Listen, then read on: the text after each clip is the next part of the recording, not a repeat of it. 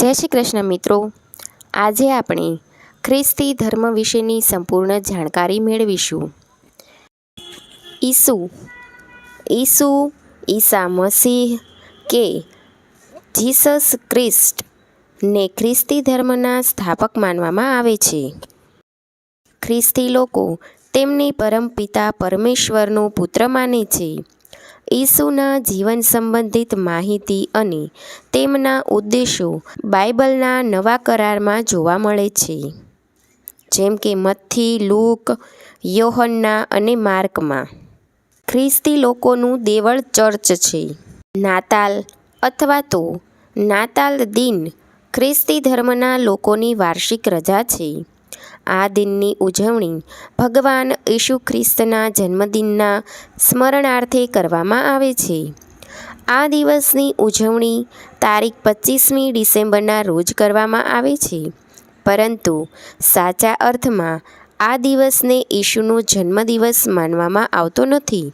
કદાચ નાતાલના દિન તરીકે આ દિવસની પસંદગી એટલા માટે કરવામાં આવી હશે કારણ કે ઈસુ ખ્રિસ્ત દ્વારા ઐતિહાસિક રોમન તહેવાર અથવા તો સૂર્ય ઉત્તર ગોળાર્ધમાંથી શિયાળાના સમયે વિષુવવૃત્તથી દૂર જતો હોય તે દિવસથી ઉજવવાની શરૂઆત કરવામાં આવી.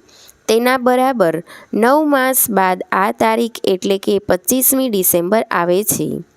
નાતાલ એ નાતાલ અને રજાઓની મોસમનો કેન્દ્ર દિવસ છે. ખ્રિસ્તી ધર્મમાં એમ માનવામાં આવે છે કે નાતાલની મોસમ 12 દિવસ સુધી ચાલે છે.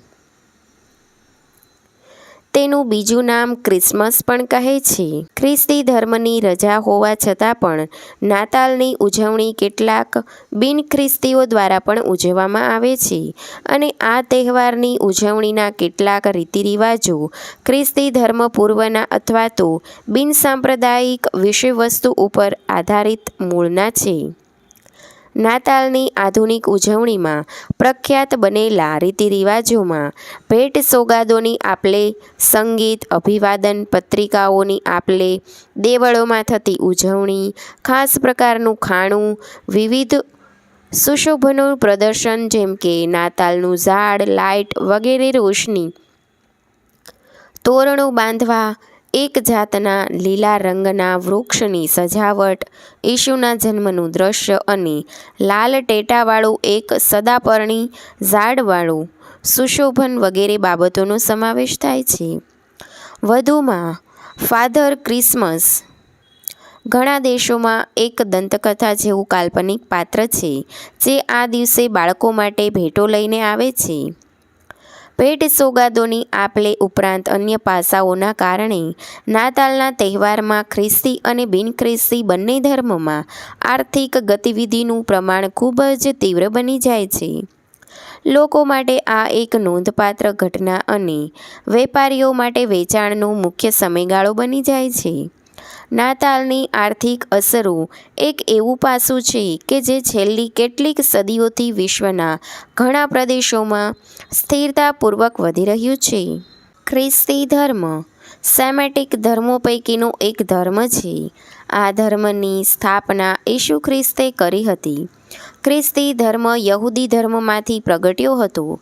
એટલે કહેવાય છે કે શરૂઆતમાં રોમન સામ્રાજ્ય તરફથી ખ્રિસ્તી ધર્મને ઘણી કનડગત સહેવી પડી હતી, પરંતુ ઈસવીસન 314માં સમ્રાટ કોન્સ્ટાન્ટાઇને ખ્રિસ્તી ધર્મ અપનાવ્યો ત્યારથી તે રોમનો રાજધર્મ બન્યો અને તેનો પ્રસાર વધ્યો. તેના પ્રસારમાં સેન્ટ પોલ અને સેન્ટ ઓગસ્ટાઇનનો ફાળો નોંધપાત્ર છે. ખ્રિસ્તી ધર્મના સિદ્ધાંતો. ખ્રિસ્તી ધર્મના દાર્શનિક તથા વ્યવહારિક સિદ્ધાંતો યહૂદી ધર્મને મળતા આવે છે, પરંતુ તેના નૈતિક સિદ્ધાંતો યહૂદી પૈગંબરોના તેવા સિદ્ધાંતોના કરતાં ઘણા વધારે ઉચ્ચ અને ઉમદા છે. તે પ્રમાણે જો આચરણ કરવામાં આવે તો કદાપી યુદ્ધ થાય જ નહીં. બૌદ્ધ ધર્મના નૈતિક ઉપદેશો સાથે ખ્રિસ્તી ધર્મના ઉપદેશોનું ઘણું સામ્ય છે. યહૂદી ધર્મમાં ઈશ્વરને કડક ન્યાયાધીશ અને સત્તાધારી રાજા તરીકે કલ્પવામાં આવ્યો હતો. ઈસુએ કહ્યું કે ઈશ્વર કડક ન્યાયાધીશ ઉપરાંત પ્રેમાળ પિતા પણ છે. તે સકળ સૃષ્ટિનો માલિક અને સર્જક છે. આ સૃષ્ટિ એ કોઈ માયા કે મિથ્યા નથી, પણ વાસ્તવિક છે, પરમ મંગળ અને પવિત્ર છે. ઈસુના ઉપદેશમાં કડક એકેશ્વરવાદ જણાય છે, પરંતુ તેની જગ્યાએ પાછળથી ધીરે ધીરે ત્રિમૂર્તિનો ખ્યાલ દાખલ થયેલો જોવા મળે છે. ઈશ્વરનું આ ત્રિવિધ સ્વરૂપ ભગવાનનું સંપૂર્ણ સ્વરૂપ છે. પિતા, પુત્ર અને પવિત્ર આત્માનો ખ્યાલ તેમાં રહેલો છે. પરમ પિતા ફાધર એ ઈશ્વર છે. એ જ ઊંચા સિંહાસન પર બેઠેલો રાજાધિરાજ અને સ્વર્ગમાં વસતો એવો ઈશ્વર પોતે છે. ઈસુ પોતાને ઈશ્વરના પુત્ર સન ઓફ ગોડ તરીકે ઓળખાવતા અને પોતાને મનુષ્ય પુત્ર પણ કહેતા. મનુષ્યના રૂપમાં જન્મેલ ઈશ્વરના પુત્ર તે ઈસુ. મનુષ્યના અંતરમાં જે સત તત્વ છે તે પવિત્ર આત્મા. આ ત્રણ, પિતા, પુત્ર અને પવિત્ર આત્મા મળીને ઈશ્વરનું સ્વરૂપ થાય છે.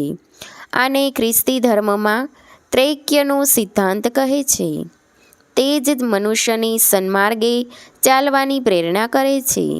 તે સર્વોચ્ચ દેવમાંથી થયેલો આધ્યાત્મિક આવિર્ભાવ છે. તે બધા નિષ્ઠાવાન ખ્રિસ્તીઓનો માર્ગદર્શક અને આશ્વાસક છે. બધા મનુષ્યો ઈશ્વરના સંતાનો છે, પણ ઈસુ વિશેષ અર્થમાં ઈશ્વર પુત્ર છે, ઈશ્વરનો અવતાર છે.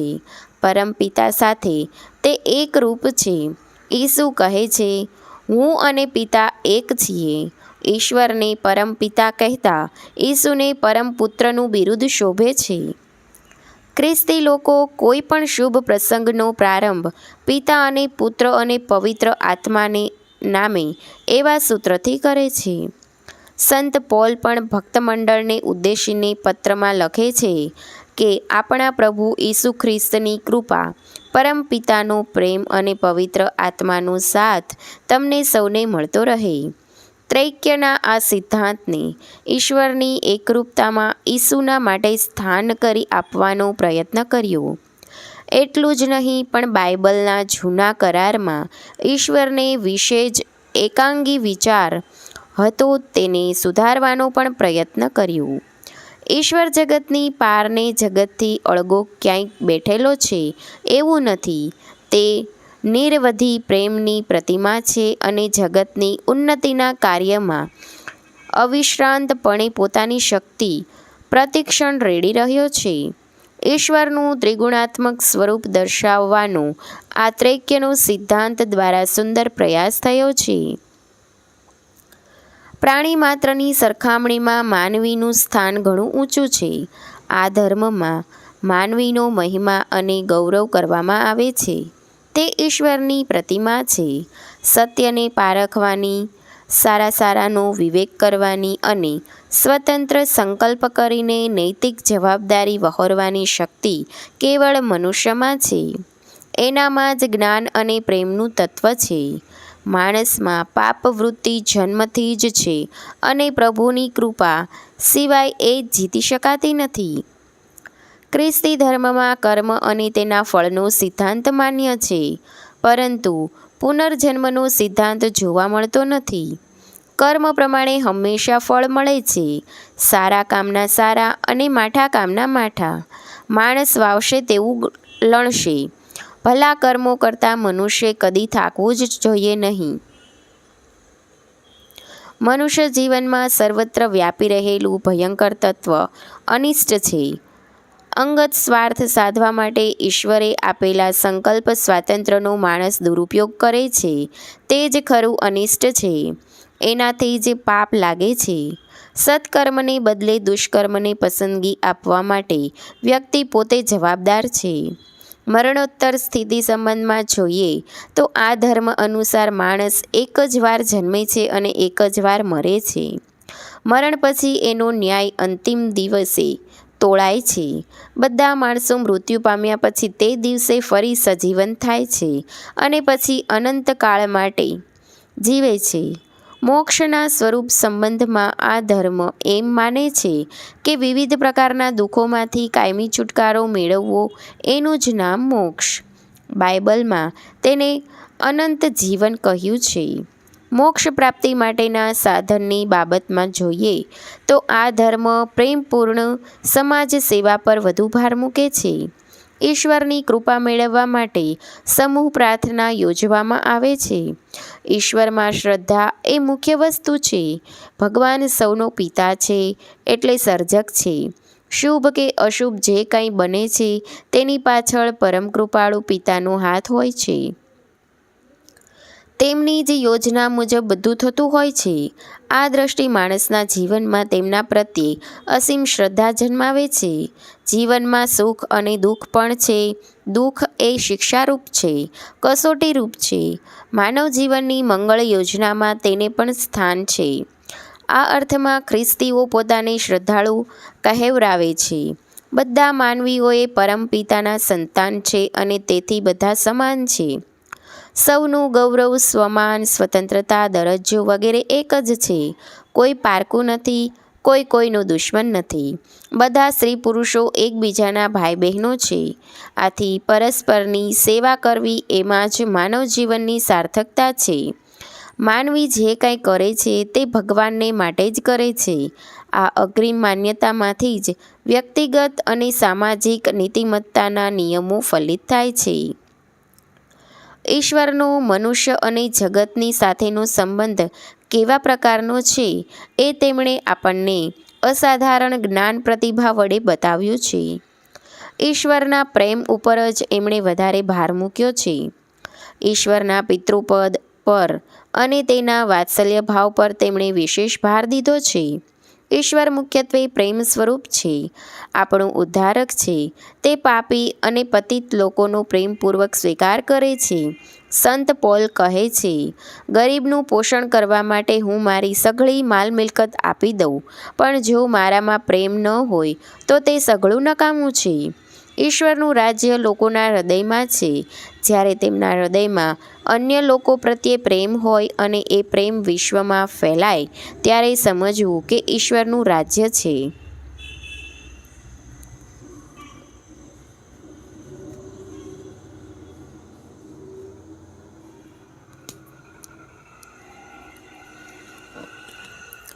સેવા, સમાનતા, વ્યક્તિગૌરવ અને સામાજિક ન્યાય એ ખ્રિસ્તી ધર્મના નીતિના મુખ્ય સિદ્ધાંતો છે. સર્વ માનવીઓના હક્કો, સ્વાસ્થ્ય અને સ્વતંત્રતા માટે લડવું એ સાચા ખ્રિસ્તીની મુખ્ય ફરજ ગણાય છે. બીજાઓનું કલ્યાણ કરીને પછી પોતાનું કલ્યાણ સાધવું જોઈએ. માનવ પ્રેમ એ જ પ્રભુ પ્રેમ છે. જે માનવોને ચાહે છે તેને ઈશ્વર ચાહે છે. પ્રીતિ સહનશીલ તથા પરોપકારી છે. પ્રીતિ કદી અદેખાઈ કરતી નથી. પ્રીતિ કદી ખૂટતી નથી. પ્રેમ તો આપવાથી જ વધતો રહે છે. ખ્રિસ્તી ધર્મના મતાનુસાર ડહાપણ, ન્યાય, શૌર્ય, સંયમ વગેરે સદ્ગુણો માનવી આપમેળે વિકસાવી શકે છે. પરંતુ શ્રદ્ધા, આશા અને પ્રેમ કેવળ પ્રભુ કૃપાથી જ મેળવી શકાય છે. જનસેવા એ જ પ્રભુ સેવા એ ખ્રિસ્તી ધર્મનું પાયાનું સૂત્ર છે. સેવા અને જ્ઞાન આપવાની બાબતમાં ખ્રિસ્તી સાધુઓની રોગી અને માંદાની સારવાર વગેરે મિશનરી પ્રવૃત્તિઓ સુવિખ્યાત છે. આ ધર્મ મુજબ ભક્ત અને ભગવાન વચ્ચેનો અતૂટ સ્નેહ તે જ ભક્તિ છે. ભક્તે પ્રભુ પ્રત્યે પોતાનો પ્રેમ બંધુ પ્રેમ દ્વારા, માનવ પ્રેમ દ્વારા વ્યક્ત કરવાનો છે.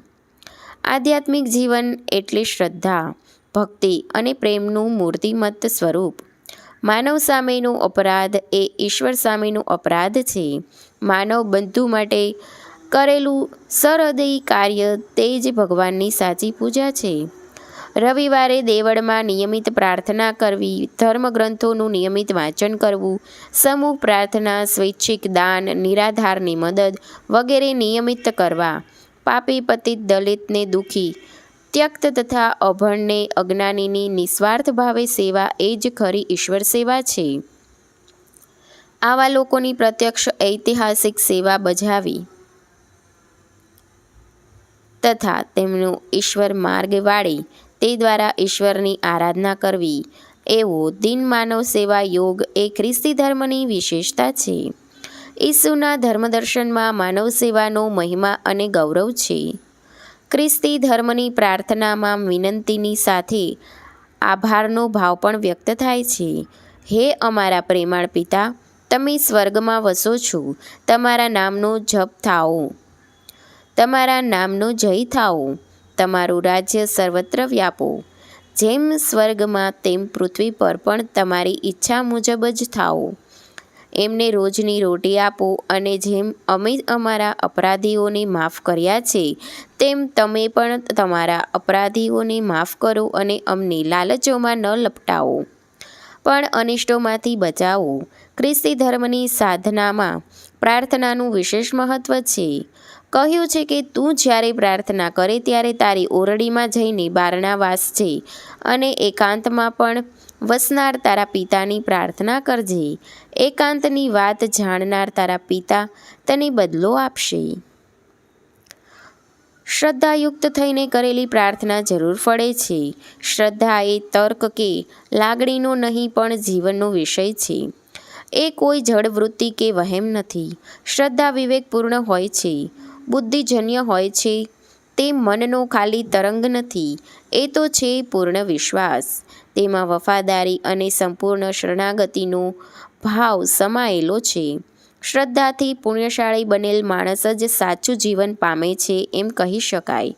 પ્રભુ સિવાય સગા સંબંધી કે માલ મિલકતમાં પ્રીતિ નહીં રાખવાનો અને વૈરાગ્ય ભાવ કેળવવાનો ઈસુએ ઉપદેશ આપ્યો છે. દાન, પ્રાર્થના અને ઉપવાસ વગેરે તો પુણ્યના કાર્યો છે, પરંતુ તેની પાછળનો હેતુ જો શુદ્ધ ન હોય તો એ ખાલી તપની પ્રવૃત્તિ કે શિસ્તના પ્રયોગો કે કોઈ વાર આત્મપ્રદર્શનની ચેષ્ટાઓ પણ બની જાય છે. પ્રાયશ્ચિત તથા ક્ષમાના તત્વને પણ ખ્રિસ્તી ધર્મમાં એક મહત્વનું સ્થાન મળેલ છે. જે માણસ પોતાના પાપોનું પ્રાયશ્ચિત કરીને સન્માર્ગે વળે છે તેને પ્રભુ ખૂબ જ પ્રેમપૂર્વક આવકારે છે.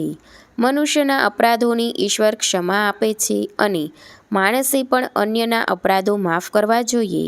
પ્રેમ, સેવા અને ક્ષમાના ઉચ્ચ આદર્શો ઈસુએ પોતાના વાસ્તવિક જીવનમાં મૂર્તિમત્ત કર્યા હતા. ઈસુના જેવું આદર્શ જીવન જીવવા દરેક સાચા ખ્રિસ્તીએ પ્રયત્ન કરવાનો હોય છે. ખ્રિસ્તી ધર્મના પવિત્ર શાસ્ત્રો. ઈસુએ પોતે કોઈ પુસ્તક લખ્યું નથી. તેમણે આપેલા ઉપદેશનો સમાવેશ બાઇબલમાં કરવામાં આવ્યો છે.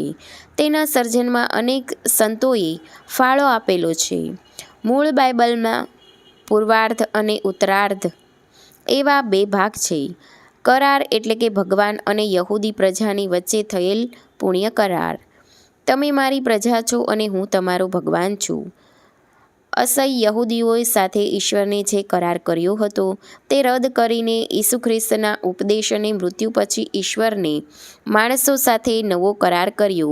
એવી સમજણથી આ પવિત્ર ગ્રંથ બાઇબલને ખ્રિસ્તીનો નવો કરાર એવું નામ આપે છે. પૂર્વાર્ધમાં ઈસુ પહેલાંના પૈગંબરોનું જીવન અને કવન છે. તે ખ્રિસ્તીઓ તથા યહૂદીઓનું પણ આજ સુધી પવિત્ર શાસ્ત્ર રહ્યું છે. તે મૂળ હિબ્રુ ભાષામાં વંચાતું, પણ પાછળથી એલેક્ઝાન્ડ્રિયામાં ગ્રીક લેટિન ભાષામાં તેનો અનુવાદ કરવામાં આવ્યો. જૂના કરારના 39 ભાગ બાઇબલમાં છે. ઉત્તરાર્ધમાં ઈસુનું જીવન કવન છે. કદની દ્રષ્ટિએ જોતાં તે સમસ્ત બાઇબલનો નાનકડો ભાગ છે. ગ્રીક ભાષામાં લખાયેલ તે મૂળ બાઇબલના 8મા ભાગ જેટલો જ છે. નવા કરારના 27 ભાગ છે. ખ્રિસ્તી ધર્મશાસ્ત્રનું હાર્દ તેમાં સમાઈ જાય છે. જગતનું સૌથી વધુ ફેલાવો ધરાવતું આ ધર્મપુસ્તક છે. તેનો જગતની 600 જેટલી ભાષાઓ અનુવાદ થયો છે. બાઇબલના નવા કરારમાં ઈસુની 4 ઉપનામ આપેલા છે, જેવા કે ખ્રિસ્ત, પુણ્યાત્મા, ઈશ્વરનો લાડકો અને માનવ પુત્ર. આ ચારેય ઉપનામ ઇનોકની સંહિતામાં જોવા મળે છે, જે ઈસવીસન પૂર્વે લખાયેલો મનાય છે, અને તેમાં યહૂદી તત્વ વિચારો છે. નવા કરારમાં સંત માર્ક, સંત લ્યુક, સંત મેથ્યુ અને સંત જ્હોનની સુવાર્તાઓનો સમાવેશ થાય છે. ઈસુના જીવનનું વૃત્તાંત રજૂ કરનાર ઉપદેશો અથવા શુભ સંદેશ એ નામે ઓળખાય છે. ત્યાર પછી ધર્મસંઘના વિસ્તાર અને સંત પાઉલની ધર્મયાત્રાઓનું નિરૂપણ કરનાર પ્રેષિતોના ચરિત્રો આવે છે અને પછી પાઉલના અને બીજા પ્રેષિતોના પત્રો આવે છે, જેમાં ખ્રિસ્તી ધર્મના આચાર અને વિચારનું સુંદર નિરૂપણ છે. છેલ્લે એક વિશિષ્ટ ગ્રંથ દર્શન આવે છે. તેમાં ભૂતકાળનો ઇતિહાસ, વર્તમાન કટોકટી અને ભાવિ મુક્તાવસ્થાના સાંકેતિક દર્શન કરાવીને ઈસુમાં શ્રદ્ધા રાખનારાઓને હિંમત, દ્રઢતા અને આનંદ આપનાર બોધ વાર્તાઓ છે. ખ્રિસ્તીઓના મતે બાઇબલ એ ઈશ્વરની વાણી છે. આમ બાઇબલમાં જૂના અને નવા કરાર વચ્ચે એકતા અને સમન્વયની દ્રષ્ટિ જોવા મળે છે. યુરોપીય જીવનમાં જોવા મળતા બંધુભાવ, સહકાર અને લોકશાહીના મૂલ્યો બાઇબલના ઉપદેશને આભારી છે એમ વિના સંકોચે કહી શકાય. ખ્રિસ્તી ધર્મના સંપ્રદાયો. ખ્રિસ્તી ધર્મના મુખ્ય બે પંથ છે: રોમન કેથલિક અને પ્રોટેસ્ટન્ટ. રોમન કેથલિક પંથ સૌથી જૂનો છે. આ પંથના લોકો આ પંથના વડા પોપને સર્વોચ્ચ ધર્મગુરુ માને છે અને તેમની આજ્ઞાનું પાલન કરે છે. આ પંથમાં દીક્ષાનું મહત્ત્વ છે. સ્ત્રી અને પુરુષ બંને દીક્ષા લઈને બ્રહ્મચર્યનું પાલન કરે છે. જોકે ધાર્મિક વિધિ કરાવવાનો અધિકાર સાધુને છે, સાધ્વીને નથી. ઈસુ ઉપરાંત ઈસુની માતા મેરી તેમજ અન્ય સંતોને પણ માન આપે છે. આ પંથના દેવળોમાં તેમની પ્રતિમાઓ પણ જોવા મળે છે. તેઓની ચોક્કસ પ્રાર્થનાઓ નક્કી કરેલી હોય છે. તે પ્રસંગોચિત કે એ જ કરે છે. પ્રાર્થના માટે માળા પણ વાપરે છે.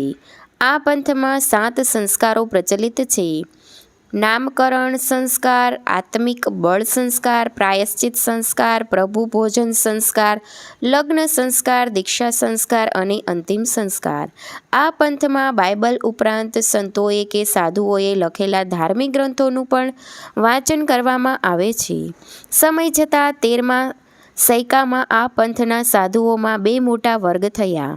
આસીસીના સેન્ટ ફ્રાન્સિસના અનુયાયીઓએ ફ્રાન્સિસ્કન કહેવાયા અને સંત ડોમિનિકના અનુયાયીઓએ ડોમિનિકન કહેવાયા. સેન્ટ ઇગ્નાસે સોસાયટી ઓફ જીસસ નામનો સંઘ સ્થાપ્યો હતો. આ સંઘના સાધુઓ જેસ્યુઇટ્સ કહેવાય છે. ધર્મસંઘની અબાધિત સત્તા સામે કોઈ અવાજ ઉઠાવી શકે નહીં. રોમન કેથલિક ધર્મની નાકચૂડ ખ્રિસ્તી સમાજ પર અસાધારણ હતી, પરંતુ વખત જતાં ધર્મમાં સડો બેઠો. ધર્મગુરુઓ વિલાસી બન્યા. પ્રાર્થના માત્ર શબ્દોમાં જ રહી. લોકો ઈશ્વરને ભૂલી સાધુ સંતોને જ ભજવા લાગ્યા. યુરોપના જાગૃતકાળ દરમિયાન રોમનમાં બંધાનાર સેન્ટ પીટરના દેવળ માટે નાણાંની જરૂર ઊભી થતાં પોપ દ્વારા પાપમાંથી મુક્તિ આપતા માફીપત્રો પણ કાઢવામાં આવ્યા.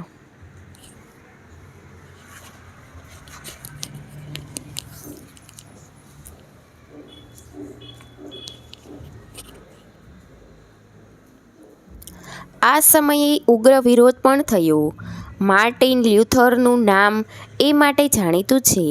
તેને જર્મની, ફ્રાન્સ તથા ગ્રેટ બ્રિટનનો ટેકો મળ્યો. માર્ટિન લ્યુથરના આ વિરોધમાંથી પ્રોટેસ્ટન્ટ નામનો નવો પંથ ઉદ્ભવ્યો. માર્ટિન લ્યુથરે પોપની અબાધિત સત્તા સામે ખ્રિસ્તી ધર્મમાં અવાજ ઉઠાવ્યો અને બળવો જગાવીને ધર્મમાં સુધારો કરવા પ્રયત્નો આદર્યા. તે જર્મન હતો, ધર્મવેત્તા અને સુધારક હતો. પોપ પાપ મુક્તિના જે માફીપત્રો વહેંચતા તેની સામે તેણે વિરોધ ઉઠાવ્યો. ધર્મ અને તત્વજ્ઞાન તેના શોખના વિષયો હતા. યુનિવર્સિટીનો અનુસ્નાતક કક્ષા સુધીનો અભ્યાસ પૂરો કરી તે સાધુ થઈ મઠમાં દાખલ થયો. વિટનબર્ગની યુનિવર્સિટીમાં ધર્મદર્શનના અધ્યાપક તરીકે પણ તેણે થોડો વખત કામ કરેલું હતું. પ્રથમ તો તે શ્રદ્ધાળુ રોમન કેથલિક હતો, પરંતુ બાદમાં તે પ્રોટેસ્ટન્ટ ધર્મનો સ્થાપક બન્યો. આથી તેને ઘણું સહન પણ કરવું પડ્યું. પોપ સામેના વિરોધને લીધે તેને પણ ધર્મ બહાર કાઢવામાં આવ્યું. ટીકાત્મક પુસ્તકો લખી તેણે લોકોમાં જાગૃતિ આણી. બ્રહ્મચર્યની કે સંન્યાસ લેવાની તેણે હિમાયત કરી નથી. બાઇબલ લોકભાષામાં જ વંચાવવું જોઈએ એવો તેનો આગ્રહ હતો. મૂર્તિપૂજાનો વિરોધ કર્યો. પ્રભુ ધાર્મિક કર્મકાંડોથી નહીં પણ શ્રદ્ધાથી જ પ્રસન્ન થાય છે એમ તે કહેતો હતો. ઈસુના 12 શિષ્યોનો ધર્મ એ જ ખરો ધર્મ છે અને મારો પણ એ જ ધર્મ છે એમ તે કહેતો.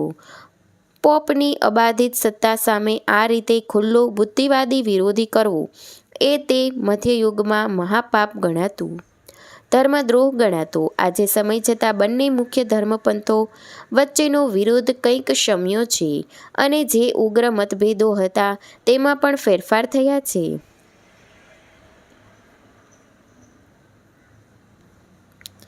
ખ્રિસ્તી ધર્મના વિવિધ પંથો કે સંપ્રદાયો દુનિયાભરમાં પ્રસરેલા છે.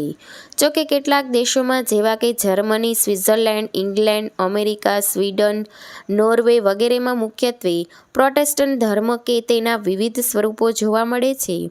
બીજી તરફ પોર્ટુગલ, ફ્રાન્સ, ઇટાલી, પોલેન્ડ તથા દક્ષિણ લેટિન અમેરિકામાં રોમન કેથલિક પંથ પ્રચલિત છે. જ્યારે ચુસ્ત કે ઓર્થોડોક્સ સંપ્રદાય પૂર્વ યુરોપ, રશિયા તેમજ કોમનવેલ્થ ઓવ ઇન્ડિપેન્ડન્ટ સ્ટેટ્સમાં જોવા મળે છે. ખ્રિસ્તી ધર્મના તહેવારો.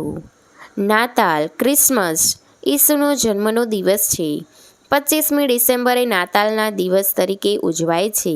ખ્રિસ્તી ઘરોમાં આ દિવસો દરમિયાન એક ચમકતો તારો સ્ટાર મૂકવામાં આવે છે. આ તારો એ ઈસુના જન્મ સમયે આકાશમાં દેખાયેલ અને જ્ઞાની માણસોએ જોયેલા તારાનું પ્રતીક છે. બાળ ઈસુના દિવસે ધરતી પર આવે છે. તેથી આ તહેવાર બાળકોનો તહેવાર પણ મનાય છે. બાળકો માતા પિતા અને મિત્રો પાસેથી ભેટ મેળવે છે. દંતકથા અનુસાર એક સફેદ દાઢીવાળા, લાલ કોટ અને હેટવાળા ચાચા સાન્તા ક્લોઝ નાતાલ પિતા બાળકો માટે અવનવી ભેટ લઈને ઘરની ધરતી પર ઉતરે છે. આ દિવસો દરમિયાન પરસ્પર શુભેચ્છાઓ પાઠવવામાં આવે છે. મિજબાનીઓ યોજવામાં આવે છે. ગરીબોને ભોજન, કપડાં ઇત્યાદિની મદદ કરવામાં આવે છે. ગરીબ, તવંગર, આબાલવૃદ્ધ સૌને માટે હિન્દુઓની દિવાળીના જેવો આ આનંદનો દિવસ છે. નવું વર્ષ અથવા બેસતું વર્ષ 1 જાન્યુઆરીનો દિવસ. આ દિવસને ઈસુના જીવન સાથે કોઈ સંબંધ નથી. નવા અને જૂના વર્ષ વચ્ચે સાંકળ સ્વરૂપ આ દિવસ છે. વીતી ગયેલાને યાદ કરવાનો અને નવાને સત્કારવાનો આ દિવસ છે. ગત વર્ષમાં થયેલ ભૂલો કે પાપ કર્મ માટે ક્ષમા માંગવાનો દિવસ છે. જૈન ધર્મમાં સંવત્સરી દિન જેમ મિચ્છામી દુક્કડમનો દિવસ છે. નવું વર્ષ શુભ નીવડે એવી સૌએ પ્રાર્થના કરવાનો આ દિવસ છે. લેન્ટ ખ્રિસ્તી ધર્મના રોમન કેથલિક સંપ્રદાયના ઉપાસના વર્ષમાં આધ્યાત્મિક જીવન ગાળવા માટેનું વિશિષ્ટ ગાળો એને લેન્ટ એટલે કે તપ ઋતુ કહેવામાં આવે છે. સામાન્ય વર્ષની જેમ ખ્રિસ્તી ધર્મસભાનું પણ આગવું વર્ષ હોય છે, જેને ઉપાસન વર્ષ કે વાર્ષિક ઉપાસન ચક્રને નામે ઓળખવામાં આવે છે. આ ઉપાસના વર્ષનો ત્રીજો ગાળો લેન્ટનો એટલે કે તપ ઋતુનો હોય છે. હિન્દુ ધર્મમાં શ્રાવણ મહિનો અને ઇસ્લામ ધર્મમાં રમઝાનનું મહત્વ છે. તે જ રીતે કેથલિક સંપ્રદાયમાં તપ ઋતુનું છે. તપ ઋતુ દરમિયાન શ્રદ્ધાળુઓએ ઉપવાસ, તપ, પ્રાર્થના દ્વારા બને તેટલા સાંસારિક બાબતોથી અળગા રહીને આધ્યાત્મિક જીવન ગાળવાનું હોય છે. તપ ઋતુના 40 દિવસ હોય છે. તપ ઋતુની શરૂઆત ભસ્મ બુધવારથી થાય છે અને તે ઈસ્ટરના આગળના દિવસ પવિત્ર શનિવાર સુધી ચાલે છે. તપ ઋતુ એ પાસ્ખા ઋતુની તૈયારીનો સમય છે. કેટલાક શ્રદ્ધાળુઓ સમગ્ર તપ ઋતુ લગભગ 40 દિવસ સુધી દરમિયાન ઉપવાસ કરે છે. આ ફરજિયાત નથી, પરંતુ ભસ્મ બુધવાર અને ગુડ ફ્રાઇડેના દિવસે ઉપવાસ રાખવાનું ફરજિયાત છે. તપ ઋતુ દરમિયાન દરેક બુધવારે અને શુક્રવારે દેવળમાં ઈસુ ખ્રિસ્તને આપવામાં આવેલી પીડાઓની ભક્તિ, ક્રૂસના માર્ગની ભક્તિ કરવામાં આવે છે. રોમન સુબા પિલાતના મહેલમાં ઈસુની વધનસ્તંભની સજા કરવામાં આવી હતી અને કાલવારી ટેકરી પર તેમને આ સજા કરવાની હતી.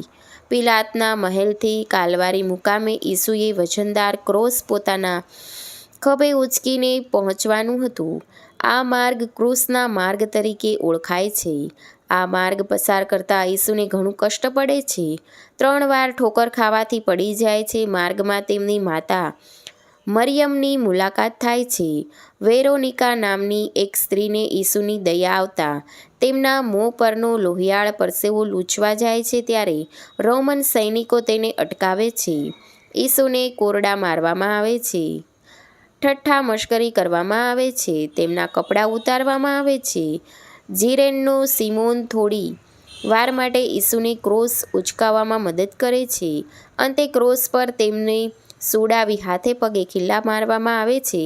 માથે કાંટાળો મુગટ પહેરાવવામાં આવે છે. અંતે ઈસુ મૃત્યુ પામે છે. તપ ઋતુના 6 રવિવારો છે. છેલ્લો રવિવાર તાડપત્રનો રવિવાર છે. તાડપત્રના રવિવારથી પુણ્ય સપ્તાહનો પ્રારંભ થાય છે. આ અઠવાડિયામાં પવિત્ર ગુરુવાર, ગુડ ફ્રાઇડે અને પવિત્ર શનિવાર આવે છે. પવિત્ર શનિવાર પછીનો રવિવાર પાસ્ખા તરીકે ઉજવાય છે. પાસ્ખાના દિવસે ઈસુ ફરીથી સજીવન થયા હોવાની ખ્રિસ્તીઓની શ્રદ્ધા છે. પામ સન્ડે આ દિવસે ઈસુએ જેરુસલેમ શહેરમાં પ્રવેશ કર્યો.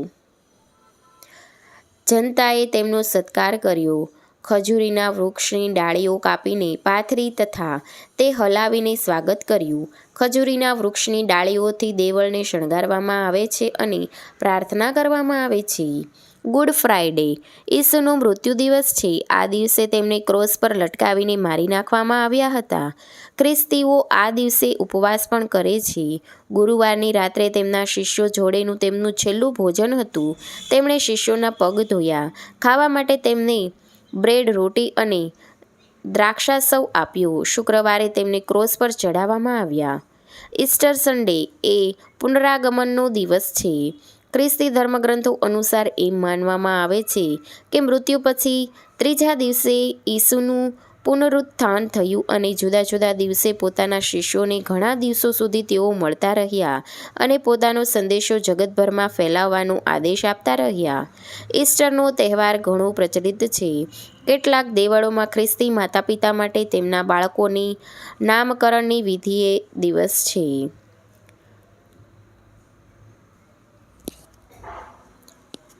ખ્રિસ્તી ધર્મના સંસ્કારો. દરેક ધર્મમાં કેટલાક વિધિવિધાનો હોય છે. એમ ખ્રિસ્તી ધર્મમાં પણ મુખ્યતઃ 7 સંસ્કારો ગણવામાં આવે છે. જો કે બધા ખ્રિસ્તીઓ સમાનપણે બધા સંસ્કારોને સ્વીકાર કરતા નથી. સ્નાન સંસ્કાર અથવા જળ સંસ્કાર. આ સંસ્કાર દ્વારા માણસનું પાપ ધોવાય છે.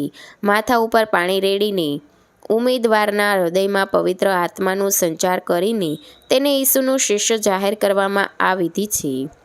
આ સંસ્કાર દ્વારા બાળકને નામ આપવામાં આવે છે અને આ સંસ્કાર પછી જ તે ખ્રિસ્તી ધર્મમાં પ્રવેશે છે. બળ સંસ્કાર. કિશોરાવસ્થામાં સંસારની લાલચો સામે લડવા પવિત્ર આત્માનું વરદાન મેળવવું તે ધર્મગુરુ દ્વારા ધર્મનું કાર્ય કરવાની આ દ્વારા શક્તિ પ્રદાન કરવામાં આવે છે. પ્રાયશ્ચિત સંસ્કાર. વ્યક્તિએ કરેલા કુકર્મોની દીક્ષિત અધિકારી પાસે ખાનગીમાં કબૂલાત કરીને તેની ક્ષમા મેળવવી તથા તે દ્વારા આત્મશુદ્ધિના માર્ગે જવું પ્રાયશ્ચિત દ્વારા પાપ ધોવાનો વિધિ છે. ખ્રિસ્ત પ્રદાન સંસ્કાર. છેલ્લું ભોજન શિષ્યોની સાથે લેતી વખતે ઈસુએ રોટી અને દ્રાક્ષાસવ આપીને આ મારો દેહ અને મારું લોહી છે, એ મારા સ્મરણાર્થે લેજો એમ કહ્યું હતું. એ પરંપરાએ આશીર્વાદિત રોટી પ્રસાદ રૂપે લેવાનો આ સમૂહ વિધિ છે. ધાર્મિક કાર્યો કરવાથી દિવ્ય શક્તિનો માણસમાં સંચાર થાય છે. લગ્ન સંસ્કાર. વર કન્યાને કાયમી લગ્ન માટે જોડનાર સંસ્કાર. ઈશ્વરની સાક્ષીએ 2 આત્માનું મિલન હોવાથી તે અતૂટ મનાય છે. યાજ્ઞિક દીક્ષા. આજીવન બ્રહ્મચર્યનું વ્રત ગ્રહણ કરી લોકોની સેવામાં જીવન અર્પણ કરવાનો સંકલ્પ વિધિ. આ સંસ્કાર દ્વારા સાધુ તરીકેનો અધિકાર પ્રાપ્ત થાય છે. અંતિમ અભિષેક સંસ્કાર. મોટી માંદગીમાં દેહને અને આત્માને બળ આપવા માટે પ્રાર્થના વિધિ. મરણ સમયે કરવામાં આવતા સંસ્કારની વિધિ. જય શ્રી કૃષ્ણ મિત્રો. તો આ હતી ખ્રિસ્તી ધર્મ વિશેની સંપૂર્ણ જાણકારી.